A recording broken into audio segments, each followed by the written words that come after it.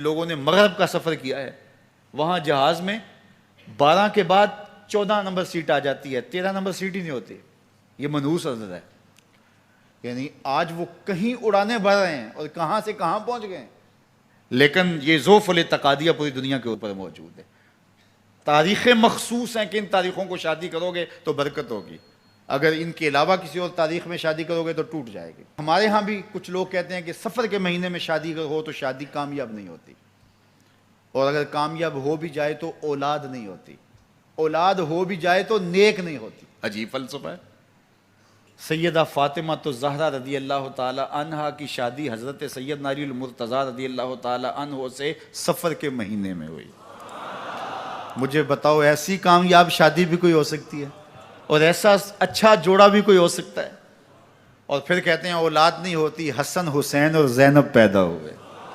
ایسی اولاد بھی ہو سکتی ہے. اچھا اولاد ہو جائے تو نیک نہیں ہوتی. مجھے بتاؤ حسین جیسا نیک کون ہوگا، حسن جیسا نمازی کون ہوگا، اور زینب جیسی پردے دار کون ہوگی؟ تو یہ لوگوں کی اپنی خواہشات ہیں، زبان پہ جو کہہ دیے لوگ وہی مان گئے.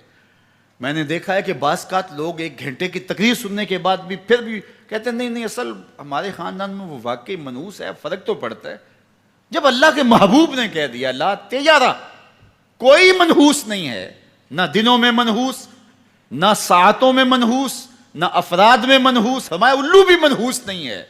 تمہارے اندر کی برائیاں ہیں جو مجسم ہو کے تمہارے سامنے آتی ہیں، اس لیے کوئی منحوس نہیں. ہمارے والدین نے بچپن میں ہی ہمیں یہ باتیں اچھی طرح سے ازبر کروائیں اور ہماری تربیت اس طرح کی کہ ہم الحمدللہ کبھی بھی ذوف الاعتقادی کا شکار نہیں ہوئے.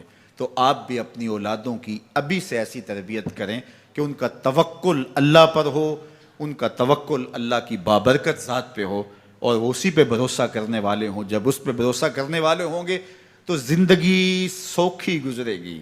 کبھی مشکل آ بھی جائے گی تو پریشانی نہیں ہوگی کہ دیکھیے کبھی خنداں کبھی گریاں، کبھی اللہ کچھ عطا کرتا ہے کبھی کچھ عطا کرتا ہے. وہ محمود غزنوی کو بوڑھے لوگ محبوب تھے، لیکن سب سے زیادہ محبوب ایاز تھا. تو ایک دن اس نے اس کو خربوزہ دیا تو وہ چٹخارے لے کے کھا رہا تھا. بادشاہ نے چکھا تو وہ کڑوا تھا. کہا ایاز یہ تو کڑوا ہے. تو کہا کہ حضرت ہاں کڑوا ہے. تو کہا پھر تم مزے سے کھا رہے ہو. کہا ساری زندگی ساتھ سے میٹھی نعمتیں کھائی ہیں، آج ایک کڑوا مل گیا تو پھینک دوں.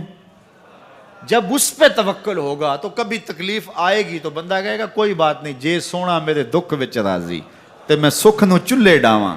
تو بندہ کہے گا ٹھیک ہے کوئی بات نہیں ہے، یہ اس پہ بھی میں خوش ہوں. تو جب توکل اس پہ ہوگا تو پھر بندہ اس تکلیف میں بھی لذت لینے کا راستہ نکال لے گا. اور اگر یہ ہو کہ اس منحوسہ کی وجہ سے یہ سب کچھ ہوا ہے، پھر کچیچیاں چڑھیں گی اس کے اوپر کہ اس نے یہ کیا ہے، مار ہی دوں قتل کر دوں، اس کو چھوڑوں نہ، زمین پہ رہنے کا حق ہی چھین لوں اس سے کہ اس منحوسہ کی وجہ سے یا اس منحوس کی وجہ سے یہ ہوا ہے. کوئی کسی کی وجہ سے نہیں ہوتا. یہ ہماری اپنی بدعمالیوں کی سزا ہے. اگر کوئی ہمیں نقصان در نقصان ہو رہا ہے تو توبہ کریں، اپنے گناہوں پہ غور کریں. کسی سے دھوکہ تو نہیں کر